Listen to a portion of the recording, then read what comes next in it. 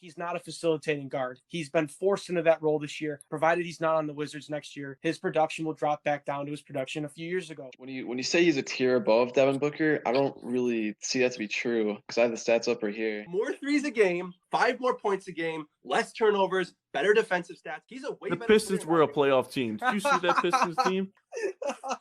All right, but you know what I mean. Did you see that Pistons team? Reggie Jackson was their best player. Top 5.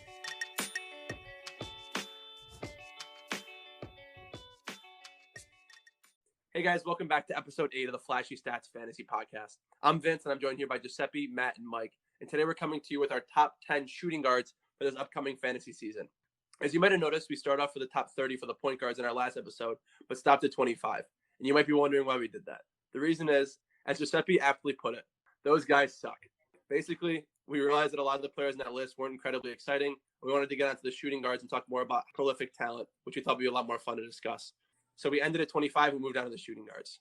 I'm going to start off here with the first person on our list. It may be no surprise to a lot of you. Top shooting guard, almost consensus for us, James Harden.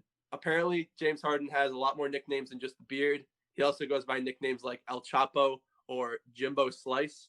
James Harden passed MVP, 30-plus points a game for the last 3 years. One of the most prolific scorers in the NBA, maybe the greatest scorer that we've had since Kobe or even Michael Jordan. He ended this past year with a slump, as a lot of you know, shooting in the 20 points per game near the end of the year, but still ended the season with a 34, 6, and 7 stat line and a lot of threes. Definitely a guy that can carry you in a lot of different categories, but also hurts you in a couple like turnovers and field goal. Mike, I'm going to have you start our small discussion here on James Harden. I noticed that you're the only one that has him number 2 spot on the list, and you have James Harden at number 2 himself. As we've already stated, I know we talked a little bit on the side before we compiled our composite list. The only reason he's 2 is I have Luka Doncic above him. I think that with this current small ball system and the way that James Harden ended the season, I think if the Rockets want to win, I don't necessarily consider James Harden's performance a slump. I think it's that they're now playing a little bit more around Westbrook and Harden's playing a little bit more off ball. And as a result, I just see him losing production. Doesn't mean he's not still a tier 1 shooting guard. Him and Luka are in that same range, but I felt Luka had a little bit of an edge coming into next season. I had James Harden number 1 because honestly, I feel like he is the absolute best player in fantasy. Picking him in an early round in your draft, you can really go any direction with your team. He's just so good in so many different categories, besides his turnovers, obviously. Yeah, James Harden, if you look at all his stats, he's elite in every category, even elite in turnovers, but in a negative light. But I wrote down here, he's first in total free throws made with about 86% free throw percentage average. He's been first in free throw attempts since 2014 every year. So that's pretty important when considering having James Harden on your team because he has an elite free throw percentage and he shoots so much at the free throw line. He can really carry you in that category more than anyone else in any other category can. Not just that, but he was first in points in the last 2 years.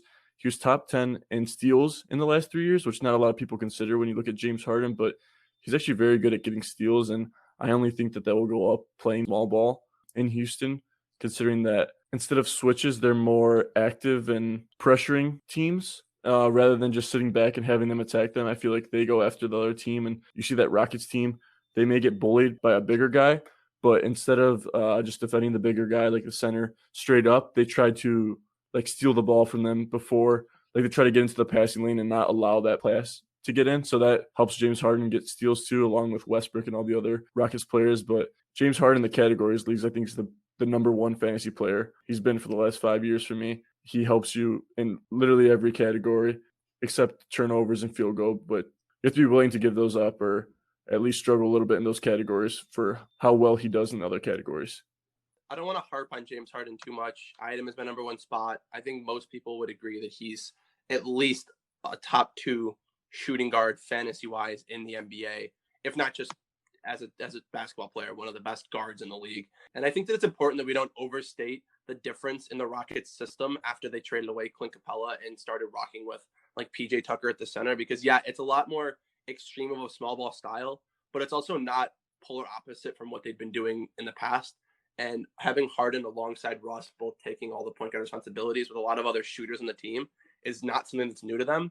And I think he's still the go-to offensive option on that team.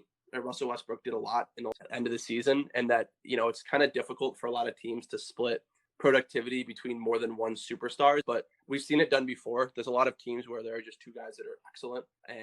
And Harden is just, I don't think there's anybody else in this list. There's a lot of guys in this list that are very well-rounded, that can get you good statistics in a lot of different categories. But I don't think there's anybody on this list, or maybe even in the league, that carries you in as many categories as Harden is. I don't think Harden's the best fantasy option in the league. I think that title belongs to Giannis right now and for the next couple of years. But there's nobody like Harden. I've seen so many weeks where a guy that I'm playing against has Harden and will win points, free throw, assists, even steals just off the contributions of Harden. Like Giuseppe said, he shoots 86% on like 10 free throws a game. And as much as we joke about the fact that he gets to the line at every single possession, it's really, really effective for a fantasy team. And I don't think there's anybody else who will your team in so many different ways like Harden does. Vince, you said you don't think he has the mantle for best fantasy player. What do you think Giannis does better than James Harden? His free throw percentages are complete opposites. I think that alone just brings Harden way above Giannis, considering he scores a lot more points. He gets, I'm assuming, the same amount of steals, maybe less blocks. Assists are both very high, but his free throws are what, puts me over the edge for Giannis. And not only that, but his 3-pointers. I mean, scoring 4.5 3-pointers a game this year, that's significantly higher than Giannis, which will help your team in that category. Why do you think Giannis is better than James Harden right now? There's a few reasons for it, especially looking forward to the next season. Number one is the fact that any stats that we've listed for Giannis for this year, having an MVP type season, he played 30 minutes a game, and that's a really important thing. He's at the centerpiece of his team, and he's pretty consistently there's a lot of games where James Harden will have to take a back seat, or he's just in a slump. He's the kind of guy that could score 60 points in a game, but he's also the kind of guy that could score 10 points on 4 for 21 shooting. And you don't really see that out of Giannis too often. So that consistency factor, as well as just a potential for improvement, are really big. I also think that the difference in free throw percentage between Harden and Giannis is offset by the difference in field goal percentage, and maybe then some. Like Harden shoots 43% from the field, and I don't know Giannis's exact number off the top of my head, but I know it's in the mid to upper 50s.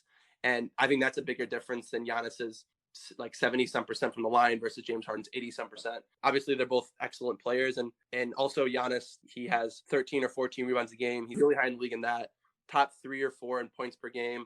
He gets really good defensive stats. It's just really not a category that he hurts you, and I think he gets less turnovers as well. And I just think that Giannis has higher potential to improve for next year. He has a better baseline of stats, and he's just a more consistent player, which is why I think he's a slightly better fantasy option. Giannis definitely hurts you in the free throw category, but there's no one like James Harden in the league that shoots 10 free throws a game. Like some fantasy teams will have 100 and something free throws in a week, given with their 13 players. And James Harden alone in a week could have 40 free throws. That's a third of your free throws right there at 86% shooting. Like that's huge. That's massive. Giannis does not take nearly as many shots when you compare shots taken by your team compared to your free throw percentage. So I think that's why it makes so much of a bigger impact on your team than Giannis's field goal percentage. And also adding the fact that James Harden shoots 4.5 threes a game. That just helps your team. And that definitely pushes me over the edge to put Harden over Giannis. Yeah, I didn't really talk about threes too much. And I definitely think that there is a debate for Harden as a top guy.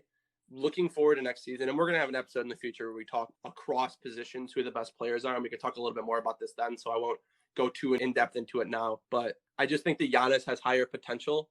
As a guy who's going into one of his first 5 or 6 seasons in the league, whereas Harden's been in the league for a minute, he's entering into his 30s. Now, I'm not saying he's going to decline, but I think that we've seen Harden's peak, and I don't know that we've seen Giannis's so far. And so I think it's potential for improvement, especially if the Bucks aren't a 65 or 70 win team, and he actually has to play more than 30 minutes a game. I just think that he could improve a lot more. I don't see Harden being any better next year than he was this year. The only way I see Giannis overtake Harden when it comes to fantasy is if Harden has a big decline. Like, I don't see Giannis hitting a peak any higher than what it is now. I don't see where he could possibly improve in. Maybe his defensive stats, but I would imagine that James Harden right now averages more steals than Giannis. I think Harden is well above Giannis. It may sound crazy to say that, but James Harden's the number one fantasy player for me.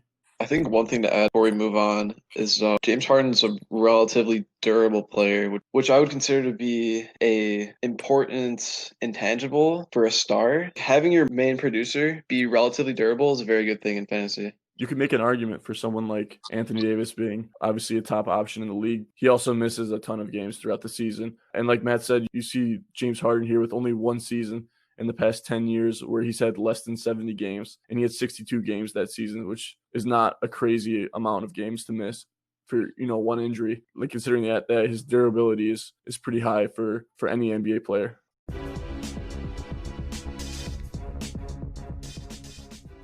All right, so moving on from James Harden, I know we already discussed this a little bit. Luka Doncic comes in at the number 2 spot on our list. Luka Doncic, also like Harden, has more nicknames than I knew about. My favorite nickname that I saw in Basketball Reference that Luka Doncic goes by is Swaggy L, which I think is a cursed name, and he just needs to get rid of it. But he's undoubtedly an amazing player. In his second year in the league, he put up 29, 9, and 9. Really no bad categories except for maybe turnovers, but that's the case with anybody who handles the ball a lot of the times. A star for many years for the Mavericks, it seemed to look like. And for me, if I was to do a dynasty draft, he would be in my top 3 picks selected. So I want to hear more from you guys about Luka Doncic. Whoever just wants to kind of get into talking about why you're either high on him or why not so much. I'm definitely high on Luka Doncic. I don't know how it's possible that someone wasn't high on Luka Doncic. He's a great player, extremely young, has a lot of potential. Yeah, you said all the stats that were super impressive, averaging almost 9 assists a game this year and almost 30 points. Just like any other player, like you said, that handles the ball, has high turnovers, but that's something you got to deal with when you have a superstar. And yeah, he shoots a fairly high field goal percentage for being, a point guard / shooting guard. We consider him a shooting guard, but yeah, he shoots a decent amount of threes, averaging almost 3 threes a game. The reason I put him at 3 was I don't know if he's going to be playing better than Booker next year. I feel like Booker's relatively consistent. He's kind of like James Harden, that free throw category, where he can just absolutely carry your team with the amount he takes per game.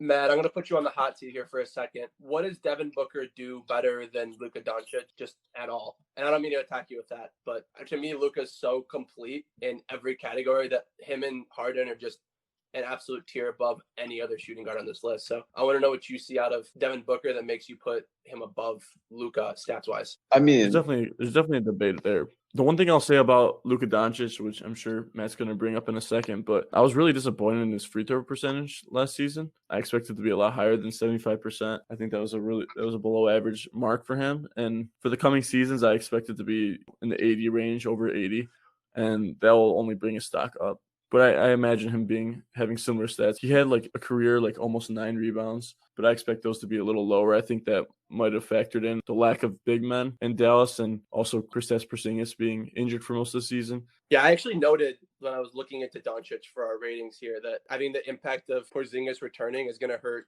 his rebounding numbers, might hurt his points numbers a little bit because Porzingis plays a little bit out of the post, and who knows the version of Porzingis we're going to see coming off of a couple of years of not playing a ton and having a bad knee with being 7'4", that's never helpful. But I also think that if Porzingis can come back into solid form and can be a really good option, it could help Luka's efficiencies. He didn't have a bad field goal percentage and he wasn't inefficient, but I think that he can move over to being a lot more efficient with the return of a good second man at Porzingis, because I couldn't really tell you who their second best guy has been when Porzingis is out, but I think having a really solid second option there is going to help him a ton.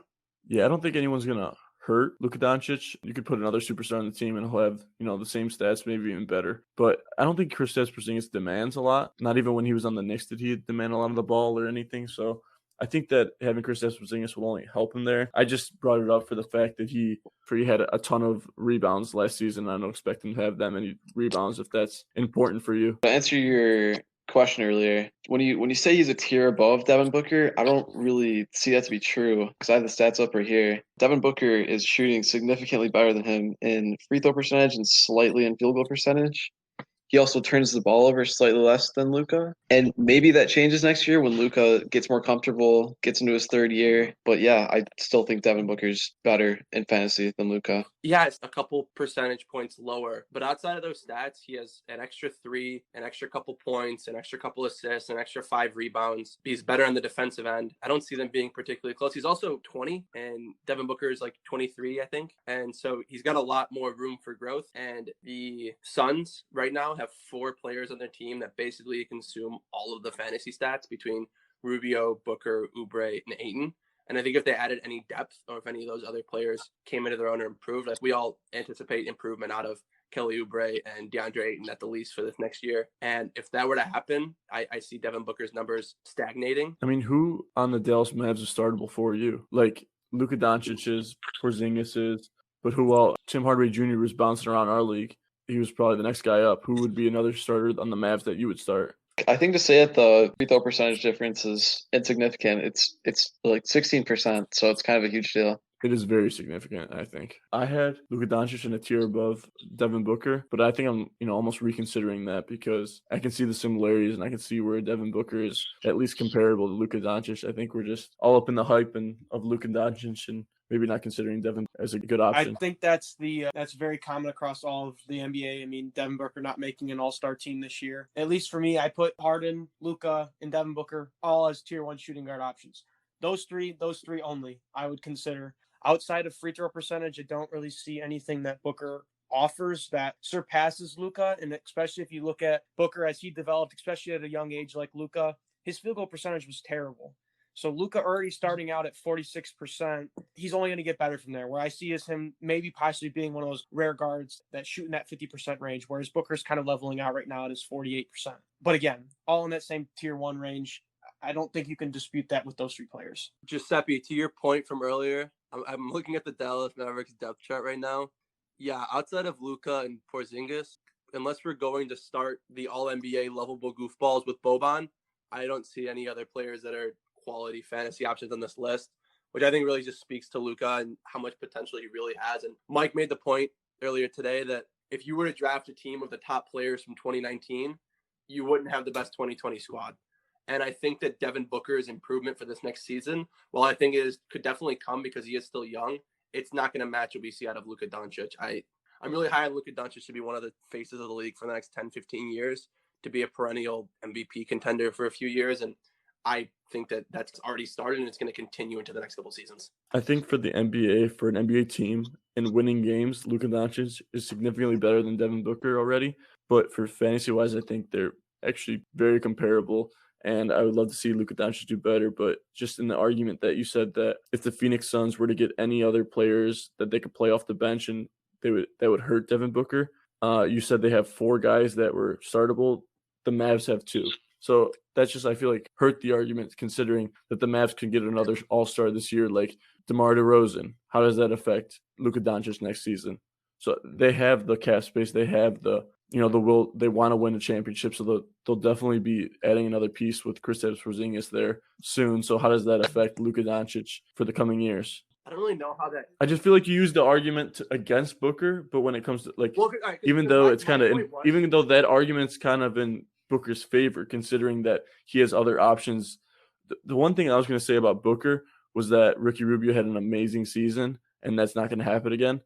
He was a little bit of the reason why Devin Booker played pretty well, considering Ricky Rubio had a ton of assists and spread the ball around. So I don't imagine him having a season like that, and that might hurt Booker. But I can't use the argument to say that the Suns only had 4 good players on their roster, and that's why Devin Booker is going to be worse next season if they have better bench players. When it's the opposite way around, that Luka Doncic his team wasn't producing in fantasy, that was kind of helping him this season. What happens if there's another player that is a good fantasy option next season? Yeah, so the point that I was really making was that I might have said it wrong, but the point that I was making was that Dallas has good depth. They don't have any other superstars. And for me, it's really difficult to predict superstar movement and how that will affect players. And it's not really like an exercise that I indulge in. But there's a lot more movement of role players around in the league than there is of superstars, I guess excluding last summer. But the Mavericks have a pretty deep team. They have players that produce not at a fantasy level, but at an NBA level, like Tim Hardaway Jr., Seth Curry, Dwight Powell, Finney Smith. Like they have a lot of players that are solid players. They're just not for a 10 or 12 team league. They're not quite at the level that you'd want them to be at. But to me, when I say the Suns have 4 quality players, I mean that after Rubio, Booker, Oubre, and Ayton, I don't think there are like any fantasy producers in that team. And I think that if they were to add depth to their roster, I think the Mavericks already have depth. And yeah, they could add stars.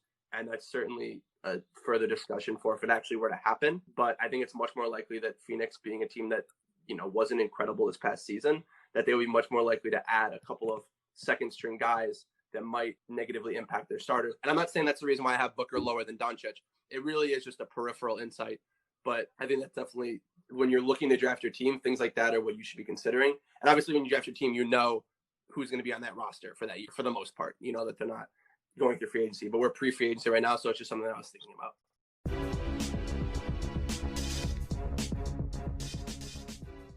So moving on past Luka Doncic, as we sort of alluded to, we have Devin Booker number 3 on our list here.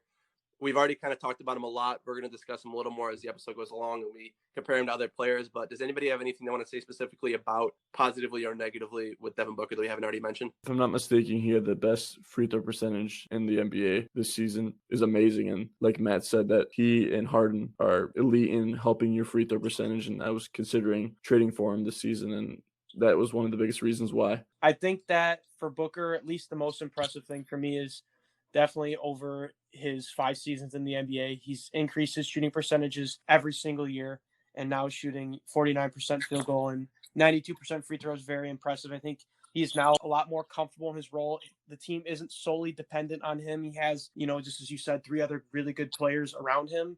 And so the fact that he's still producing at a level that he is and the amount of assists that he's getting while Rubio's still having 10, Booker's still putting up 7 assists a game is just very impressive, showing that that's his team, and I only see him getting better. For sure. The one thing that I hope that will only help Devin Booker in the future is that I wish he made more threes. Like, I know he's a great shooter, like such a pure shooter, but when it comes to when I was watching the Suns, I saw him inside the 3-point line a lot. Maybe it's because he's handling the ball a lot, but I expect him to shoot more threes later on in his career. 2 years ago, he almost shot 3-pointers a game. So that probably factors into the fact that he helps his field goal percentage by shooting less threes now. But I just wish he shot 1 more 3 a game at least. Yeah, I really don't think people talk enough about how Devin Booker is just so intelligent with his shot selection, because there's a lot of other players in the league that are really elite scorers on teams that don't have a lot of elite scorers and have not as good field goal percentage to show for it. Like, one of my favorite fantasy players in the league is Bradley Beal, and he's in a similar situation than Devin Booker. Also didn't make an all-star team when he should have, but he shoots a few percentage points lower, and I think that's just an attribute to Devin Booker's ability to see the floor and just take the best shot.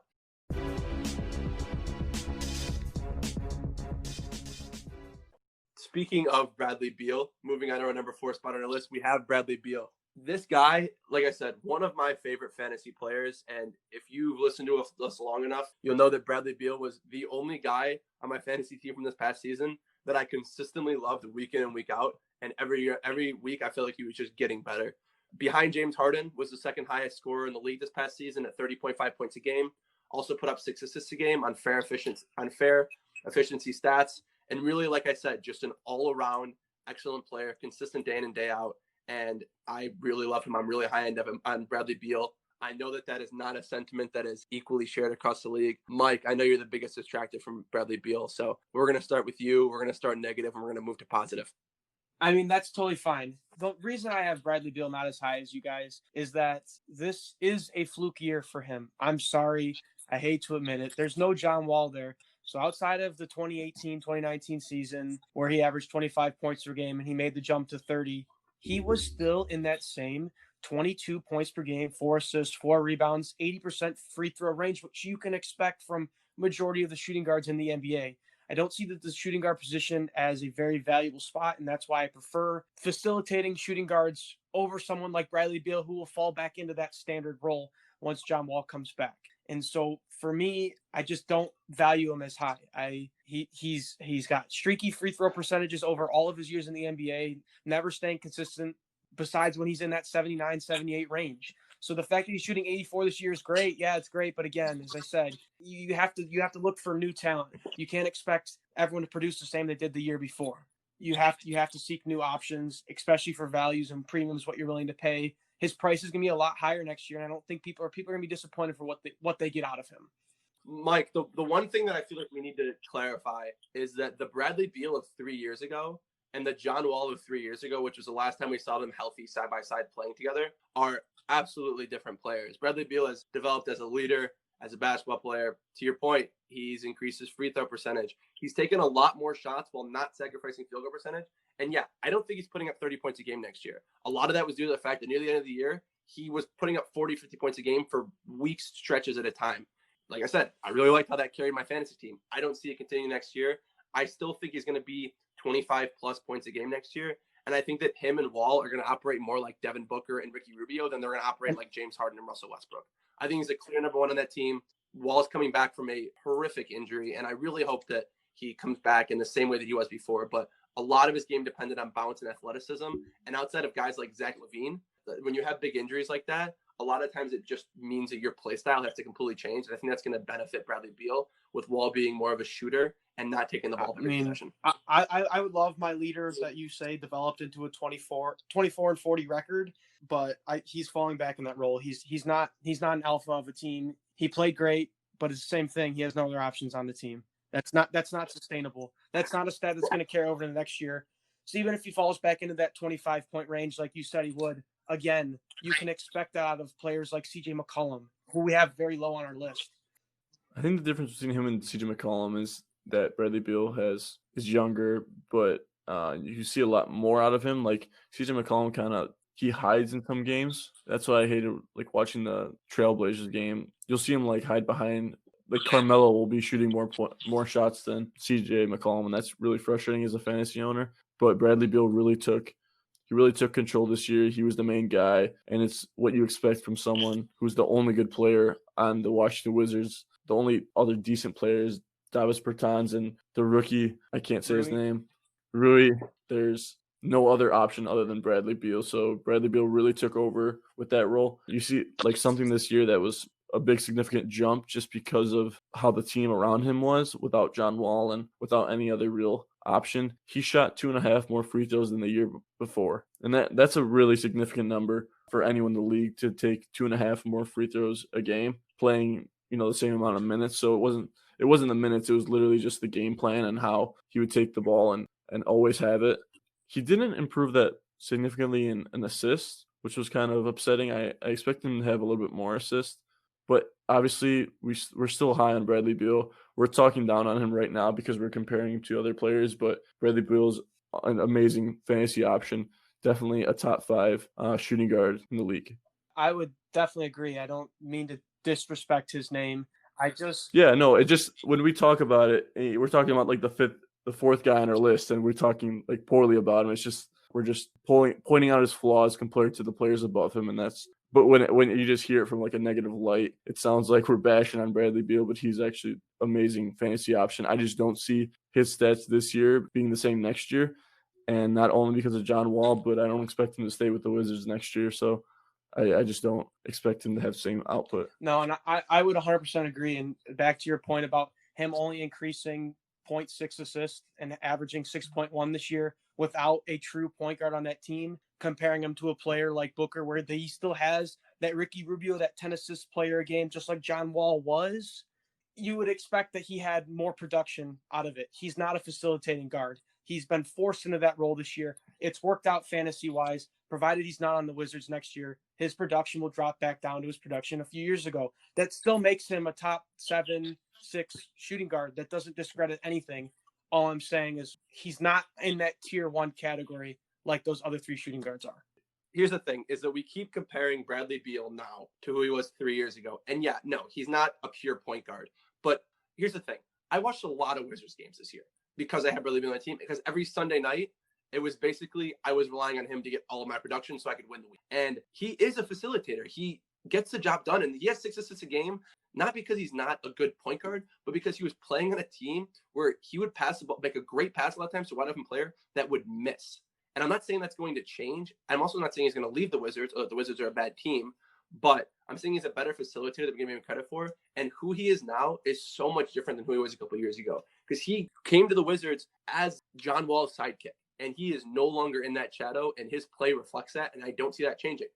I don't see him putting up 30 points a game this next year. I still think he's the main guy in that team. I think that John Wall is not going to come back the exact same as he was before. And that's still Bradley Beal's team. And I see him a top 5 shooting guard.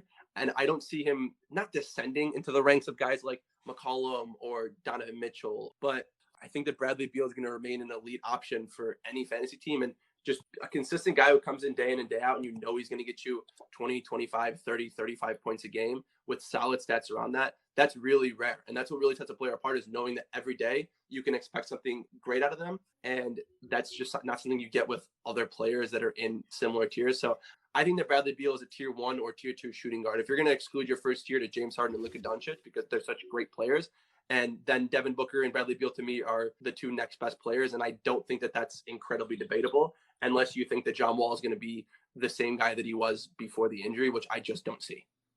For me, I have him in my 5 spot, just below Jimmy Butler. And We'll talk about in a second why, but I still think he's a great option, taking nothing away from the guy. I don't think that his stats will be the same next season. I think he'll be a little lower and, most of his stats, but he'll still be a great option. So we're not harping on him. And also, like I said, I think that he'll move teams. I think you said that it's Bradley Beal's team in Washington, but I don't know if Washington really want it to be Bradley Beal's team. I don't think he's done anything to show that he can help a team win game, and I don't think Washington's happy with him just getting 30 points a game and losing. If we can agree that Bradley Beal is not a winner and that the Wizards don't want him there, then we also have to assume that Devin Booker and Trae Young are on the chopping block. Because, they didn't have an excellent record this past year. I think you said they were 24-40. I think around there, they're the 9th seed in the Eastern Conference. But I think that if Bradley Beal wasn't there, they'd be so much worse because their next best scorer on that team after Beal this past season was probably Rui Hachimura or Troy Brown Jr., which doesn't really – they're not bad players by any means, but compared to the echelon of other second options on other teams, they're not in the same area. And to your point about him leaving the Wizards, I think that maybe at some point there's like the rumors that he's going to go to the Heat or the Lakers or I don't know, any other team that wants Bradley Beal. So every but team. As of right now. So every What? team? Yeah, every team. And I don't know. Those rumors always happen with players that are on teams that aren't very great that people say they're going to leave. Like with Beal, right now, he's got a contract extension with the Wizards through 2021, 2022, which includes a player option for the year after that. So I don't think he's going anywhere next year.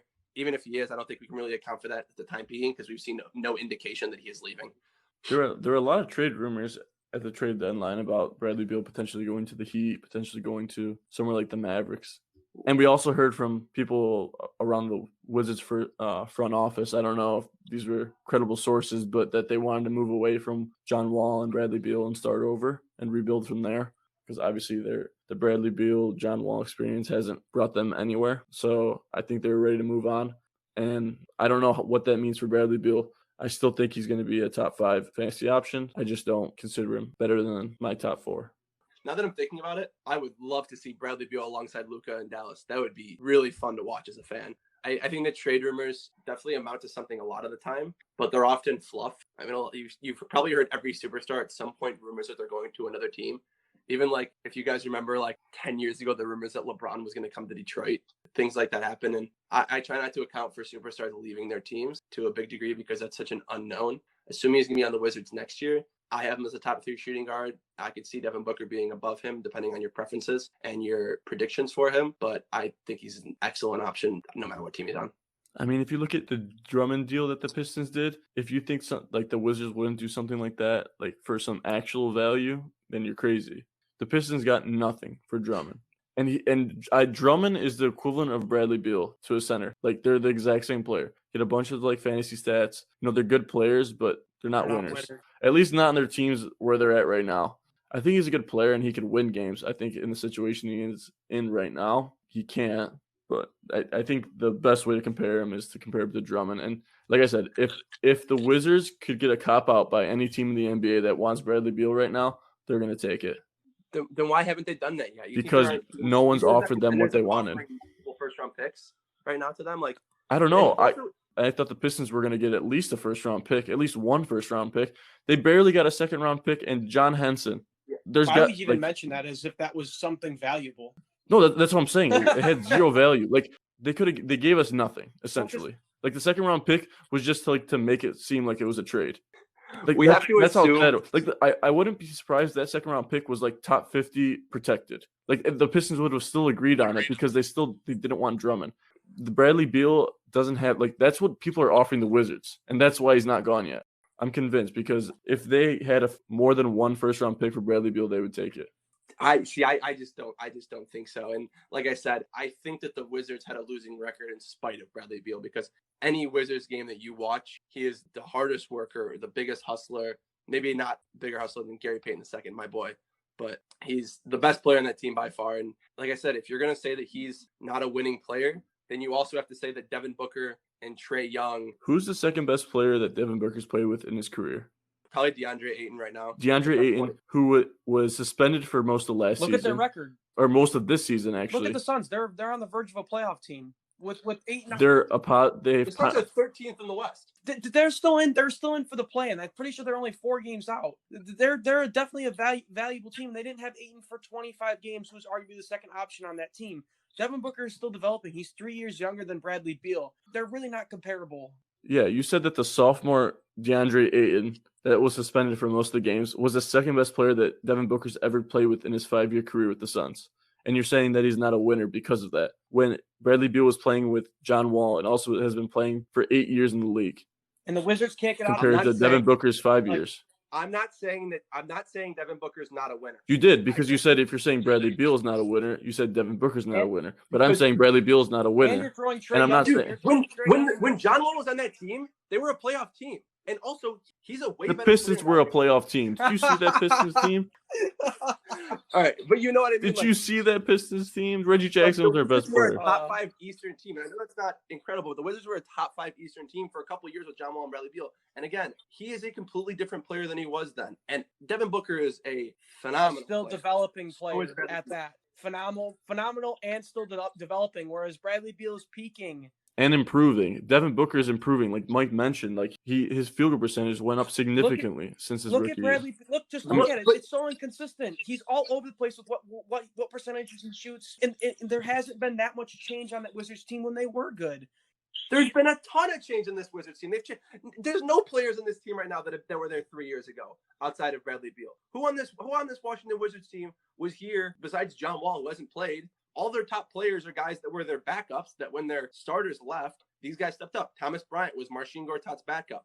Rui Hachimura, obviously he's a rookie. Trayvon Jr. is like, he's either a rookie or a second year. I don't know. Like, he just doesn't have a ton of help. And I think that the term winner and loser gets tossed around because people blame the superstar for whatever happens. And I think Devin Booker, he increased his field goal percentage from year to year, but none of the rest of his stats went up from 2018-19 to 2019-20. I think he's going to slightly improve this next year, but only slightly, because he hasn't shown a ton of improvement in the last 2 years. He made that big explosion onto the scene 3 years ago, and since then, he's been a similar fantasy guy. He's got a couple more assists than he had 3 years ago. He's improving, but I don't think he's improving at a rate that puts him in an entire echelon above Bradley Beal. I think he's improving at a rate that next year they're going to be around the same. They're literally almost identical in terms of